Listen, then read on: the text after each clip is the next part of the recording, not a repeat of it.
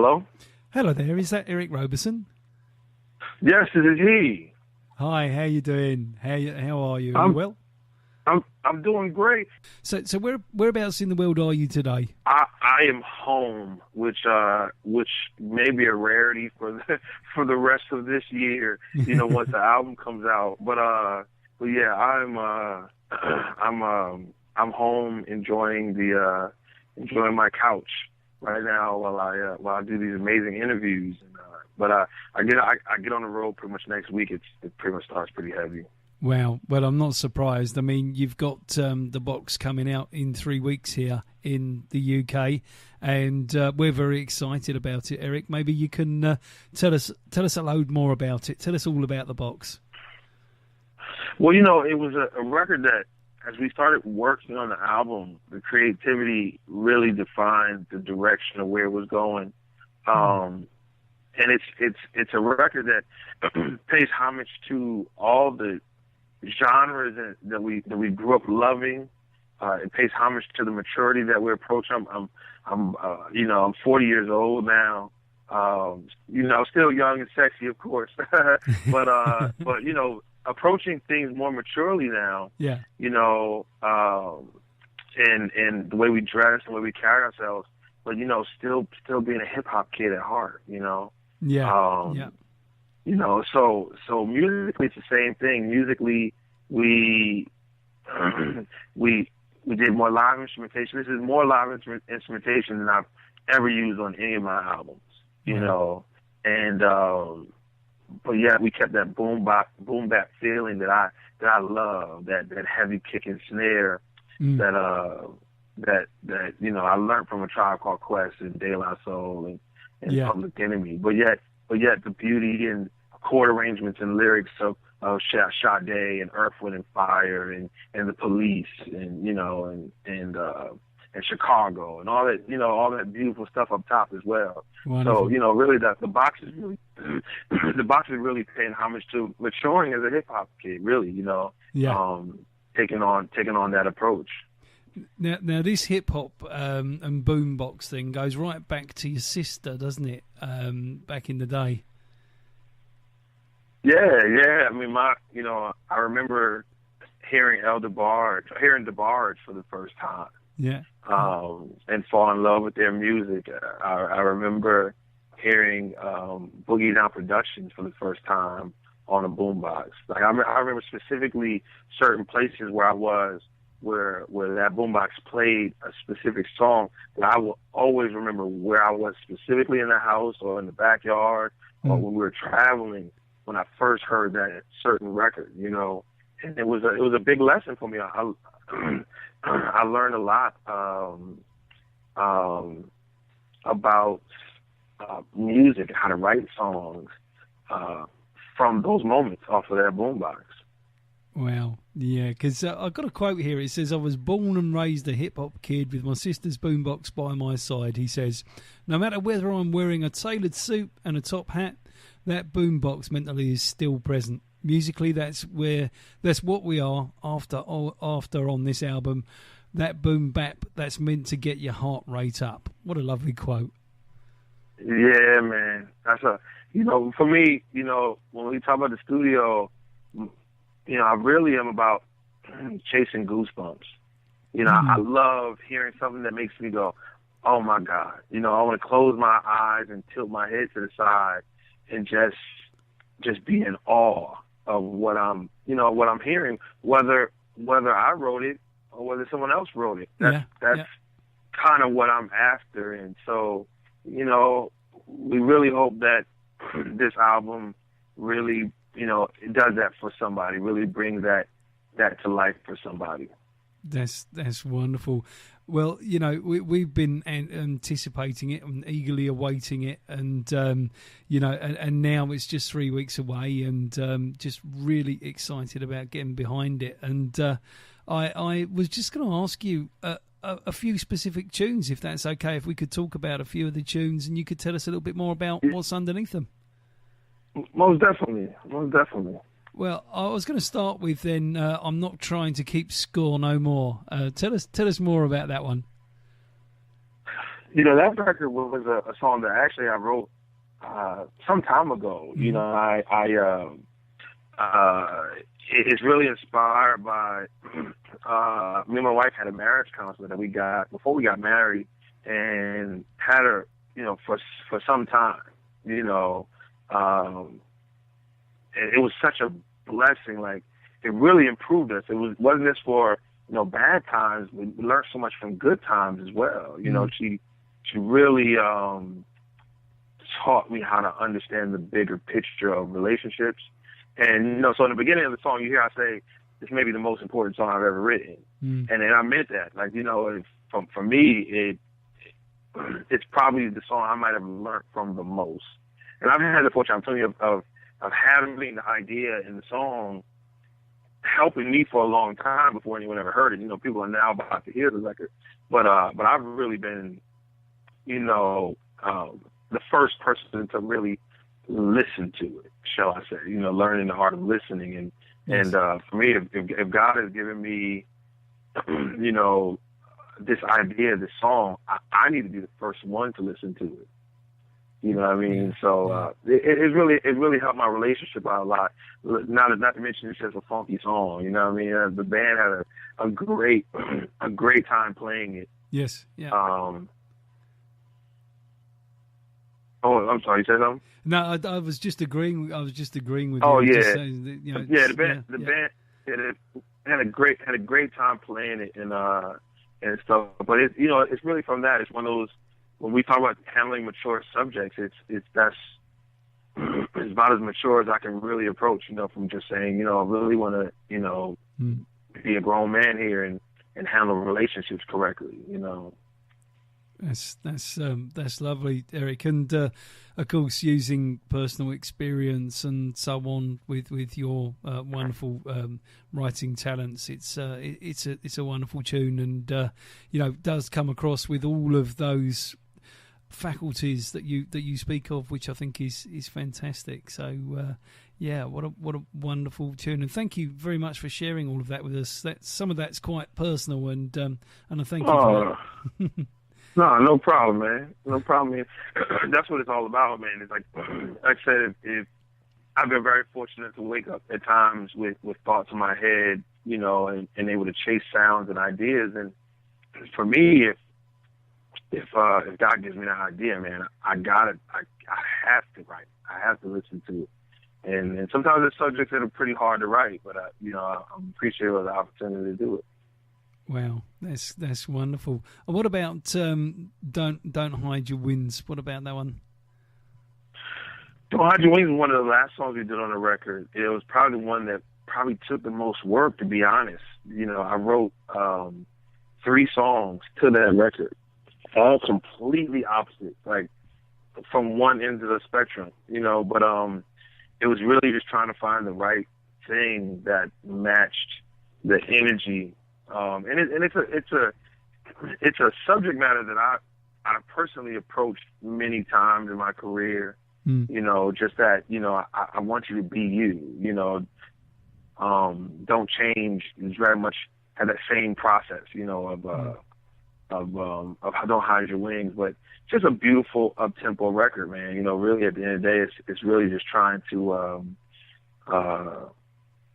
encourage us to be us. You know what I mean? Like, love me for who I am, but I want to love you for who you are as well. But yet over something real fun, man. We wanted it to be fun and energetic. We had making the music part of it. The horn section at the end, that came just from a natural feeling that we just didn't want them to stop, man. They were jamming so much. Really? We're wow. like, keep going, and there might have been a part where we might have just played it for our own personal enjoyment, and I might have faded it beforehand, but you know what? We're like, let the crowd hear it too, man, because we were loving it. It's actually my oldest son's favorite part of the album. Like when those solo parts come in, man, he starts jumping around the house. He loves it. Oh, isn't that fantastic, though, to relate to that? And, when musicians are letting it go, so to say, that's always a pleasure. Oh yeah, yeah, and all the guys are real good friends first and foremost, and then secondly, this was. It's funny we all look back and said this too. This is the first time where every member of my band, my actual band that travels and tours with me, played on the album. Like every single one of them. The background singers sang background vocals, and the horn players played the horn. Like everybody touched a song on this record, if not majority of the record. Wow.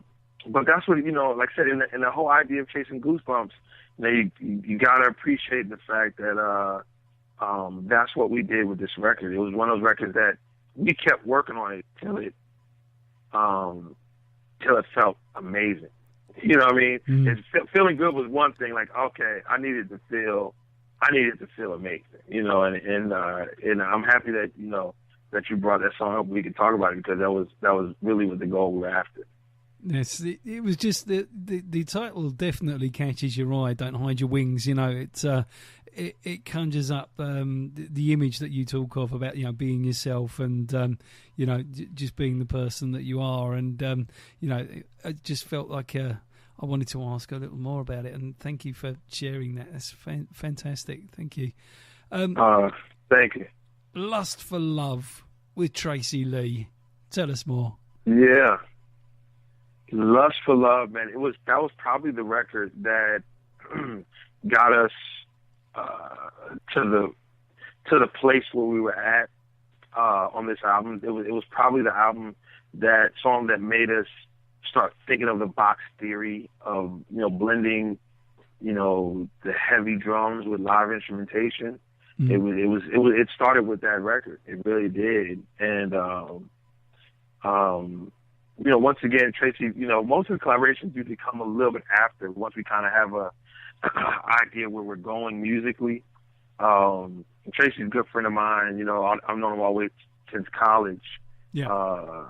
So he added a great piece to it as well. But it was real easy, man. For me, the record actually is. I don't know if you're familiar with Gretchen Parlato, but she has a song called Blue and Green, old jazz standard. And her and Robert Glasper had a rendition of that song that they built on, and we actually did an embellishment of that. Yes. It's kind of a build off of that song that we did, and from doing that was really when it started going. Why don't we play this live? Why don't we do this? Well, it was really kind of making certain things.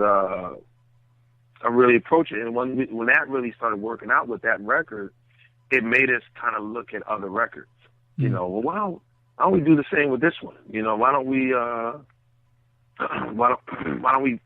live drums to this one? Why don't we add live bass to this one? Why don't we, it was really to start with that. Wow. But I love the record though, man. Really love the record. That's fantastic. And the last tune I was going to ask you about was Pill. Oh, Pill. Yeah. Yeah, Pill, the fun subjects, Pill was, really also one of those records when we realized that we were paying homage to a lot of regions that we've traveled and got a chance to really appreciate. That's probably the main thing I would say with Pill. And subject wise, it's an interesting subject. It's really something that we as I'm 40 years old now, and my friends are in their mid 30s and their 40s, and I'm married with kids. A lot of my friends are still in that dating world, still in that trying to get it right. And they'll enjoy their player days and their single days, but every once in a while they're like, man, I just kind of wish I could get out of this routine that I've been stuck in dating wise. I wish I could, I wish I could do this. I wish I could do that. And so it's paying homage to, you have all this Viagra and Cialis and all this stuff that, can, that can, help you perform sexually. But man, a lot of us, man, wish that there was something to help us perform emotionally correctly. I wish I could stick to my word longer. I wish I could, not get bored with her so easy. You know, those those kind of things that a lot of guys who really want to settle down but just worry that they don't have the mechanics to do it. I get you. Yeah. Wow. That's great. What a fantastic explanation. That's just really wow. Yeah. Thank you for that, Eric. That's fabulous. No problem. So you've got quite a lot of guests on this album, haven't you? You've got Blackstreet's Dave Hollister on there. You got Tracy Lee. I mean, what other guests have you got on there? And tell us about those guests as well. I mean, tell us about how that came about. Well, the Phenomenal King.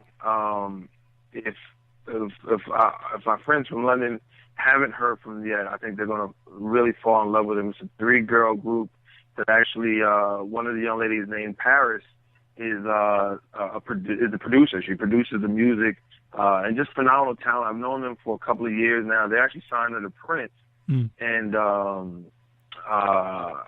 was doing a show in Minnesota, and they were there. They were actually 2 of them were from Minnesota, and Paris played me the album, and I was like, oh my God, this sounds incredible, you know. And that was where I came with the idea, saying, I would love for you guys to be on my album. What do we need to do to make that happen, you know? And that was really the start of it, you know. So, you know, I really wanted her to, you know, produce a record for me. And that song, Just Imagine, was the song that they came up with, you know. The second time I've ever done a song that I didn't write on my album, too. Like the second time, you know, ever, which also goes to how much I respect, you know, their writing in general. So, you know, we had King, my father, you know, is on the album, singing on the last song, and then of course Dave Hollister, man, who's a great friend and also a co-member of the group United Tenor that I'm in, also with him. Wow. That's great, and what a great lineup of guests too. So, Eric, I've got to ask you, are we going to see you in the UK? Yeah, man. You know, we're in talks of. I think it's going to be early next year, actually. If I had to guess, I think, you know, top of January, we'll be coming out there and having a good time. And we're already actually in talks of really doing a full UK tour. But I think it's going to be, you know, early January, if not early February. You know, everybody will be seeing us out there, and, you know, of course, can't wait, you know, but I almost want to name off the stuff now because we're kind of in negotiation, but I'd rather wait till, you know, it's probably best to wait till everything's finalized and start talking about it, but I'm looking forward to doing it, and always love coming out there playing. That's brilliant, Eric. And it's funny, really, because I always seem to have something to talk to you about every 6 months. The last time I spoke to you was in January of this year, and now we're talking about this album in July, and you're going to be back in January for live gigs, hopefully. So right. Well, we got to keep it up. We got to keep the momentum going. You know what I mean? So I'll make sure in 6 months, 6 months from January, that we have something else to talk about too. Well, that sounds good to me. And if you well, it doesn't matter where you are in the UK. It's not that big. I can come and find you and bring the Breakfast Show crew with me and come and watch you, because we love to go and watch people live. We support as many acts as we can possibly get tickets for and get out there too. So you know, we love to come and join in and take part. So that's fabulous. I would truly love that, man. Yeah, we think the next show is going to be even bigger and better than the last one, man. So, you know, I'm even looking forward to, you know, your opinion on what you thought of the next show that we do there. I think it's going to be really great. Wow. Well, that's brilliant, and we'd certainly be looking forward to that. And so, you know, this album's just on the verge of being released, Eric. What other sort of aims are on your journey that you're taking? You know, right now, man, just balancing it all. You know, I got 2 young kids, and they're growing and developing so quickly, and love every aspect about that. And you know, even through the process of making the record, they were around almost the whole time. You know, yeah. So really just balancing it all, man. Just really trying to be the best me every day. You know, do the best for this album. You know, make sure I take care of those who contributed on the album, and make sure that we get out on the road and you know, hit all the markets as well. Make sure that, you know, we let people know that we really appreciate the fact that they took time to support what we built. You know, musically as well. So that's really, I mean, I don't, at the moment right now, I don't have plans to reinvent the wheel or anything like that. You know, for me, for the most part, it's really just, man, I just want to have the best day, you know, creatively I possibly can have, you know, as from all aspects, as a father, as a husband, as a musician, as a label owner, and, you know, as a performer, you know. So, you know, I look forward to coming out there. You know what I mean? I look forward to all those different things. And for me, you know, I'm really about whatever just happens next. I probably won't know that till I'm right there. You know what I mean? Like, oh, that's what I'm doing. Like, okay, let's do it. You're not going to know it till it's happening. Yeah. Well, that's I mean, not a bad thing. That's a good thing. I'm very much a now kind of person. You know what I mean? I try to stay in the now. And just try to just appreciate what is happening at the moment, you know, and don't really get, like, I don't know what this album is going to do, you know. It can flop, it could be extremely successful. Either way, I'll be happy with it. Either way, I know I put my all into it, and I also know that someone will enjoy it. You know what I mean? And that's what it's for. You know, I don't know if it's supposed to change the world, but it is for someone to enjoy, man. So, you know, you look forward to, sharing it with those who do enjoy it. Well, I can guarantee you, Eric, that our listeners will enjoy it. That's for sure. So, really looking forward to bringing it to air and making sure that people hear it. We've got a few tunes of the album already that we can use as teasers before the main thing comes out in a few weeks. So we're really looking forward to delivering those and drumming up some extra interest, and that'll be wonderful. Eric, I'm conscious of time. I'm conscious of time on your behalf because I know that you've got quite a busy schedule today. If you want to point our listeners at your social media, websites, places they can buy your tunes and so on, then please feel free to do so now. Yeah, they can, first and foremost, they can go and get most of the information from my website, ericrobersonmusic.com. But on Twitter, I am Eric Roberson. On Instagram, which is my biggest addiction, is Arrow44, ERRO 44. And Facebook, I believe, is just my name. I think there's a fan page too, but they can go to my name and they can connect it to the fan page too as well. And then all the rest of them are under my name in some form or fashion. Yeah, and all the usual places for the tunes like iTunes and Amazon and so on. Oh yeah, new album coming out and it'll be on iTunes under Eric Roberson. The new single "Mark on Me" is already, I believe, up on iTunes as well, and much more. You'll be seeing videos soon and a whole bunch of other good stuff. That's fantastic, and so all of our listeners can know now, where to go and shop for those. And I highly recommend getting a physical copy of the album because that's much nicer. Because you get art and words and strange things like that with a real copy. Yeah, we really. I'm still a credit reader. I love reading, album credits, and we took a lot of time to make sure we presented good artwork. And a journey that people can, witness with this record, So, I'm really happy about that. That always makes a difference, Eric, and it's makes it an attractive thing to buy and own, as opposed to an MP3, which is just like owning a file. Really, it's not really that's exciting apart from the music that's in it. So it's lovely to have physical copies of these things, and it's great that people still support that. So if there's anything else that you'd like to tell our listeners or share with our listeners, then please feel free to do so now. And I just want to say a massive thank you for taking the time and trouble to talk to us again today. It's always a great pleasure to talk to you, Eric, and thank you very much for that.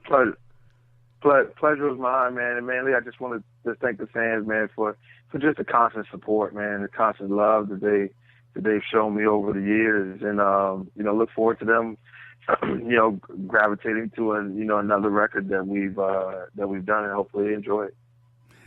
Fantastic, and I know they will. So, well, thank you very much, Eric, for all of your time, and I hope that the rest of your day is absolutely fantastic for you, and hope it won't be too long before we speak again. Oh, man, so appreciate it, man. I look forward to seeing you, and take it easy, man. Thanks a lot. Yeah, you take care. Thanks, Eric. Cheers now. All right, thank care, you. Man. Bye. Bye.